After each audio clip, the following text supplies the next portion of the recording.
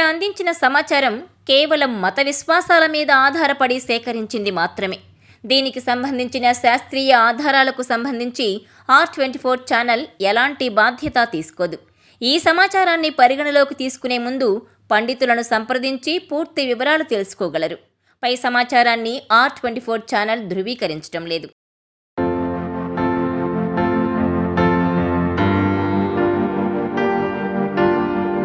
మనం భగవంతునికి చేసే పూజల్లో తులసి దళాలను ఉపయోగిస్తాం.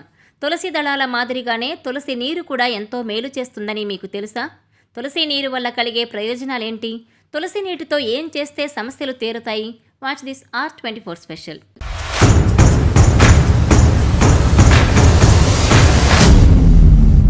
హిందూ ధర్మంలో తులసి మొక్కను ఇంటి ఆస్తిగా పరిగణిస్తారు. తులసిని క్రమం తప్పకుండా పూజిస్తారు. తులసి మొక్కను పూజించటం అంటే మహాలక్ష్మి సమేతుడైన శ్రీ మహావిష్ణువును పూజించటమేనని భావిస్తారు. వాస్తుశాస్త్రం ప్రకారం తులసి మొక్కను నాటడం వల్ల ఇంట్లో సానుకూలత వస్తుంది. మత విశ్వాసాల ప్రకారం తులసి మొక్కను ఇంటి పెరట్లో లేదా బాల్కనీలో ఉంచాలి. దీని ద్వారా భగవంతుని అనుగ్రహం మనపై ఉంటుంది.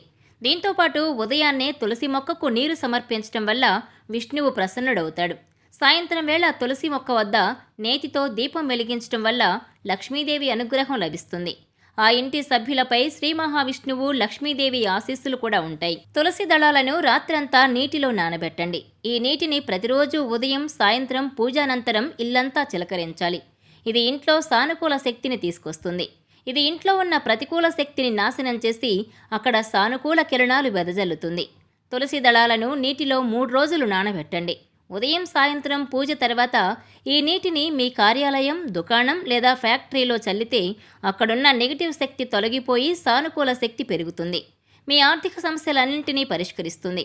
ఇది పని ప్రదేశంలో మీ గౌరవాన్ని కూడా పెంచుతుంది. తులసి దళం శ్రీకృష్ణుడికి చాలా ప్రీతికరమైనది కాబట్టి శ్రీకృష్ణుని బాలరూపమైన బాలకృష్ణునికి తులసి జలంతో అభిషేకం చేయాలి.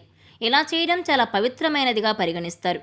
బాలగోపాలునికి తులసి దళాల నీటితో అభిషేకం చేయడం ద్వారా మీరు ఆయన విశేష అనుగ్రహాన్ని పొందుతారు.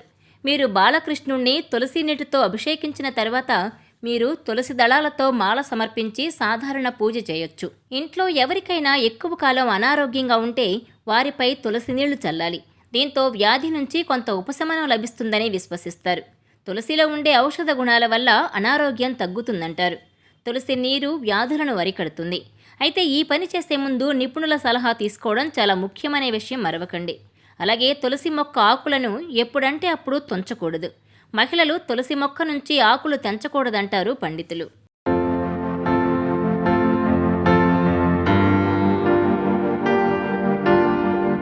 ఈ వీడియో మీకు నచ్చినట్లయితే please share, like and subscribe R24 Telugu.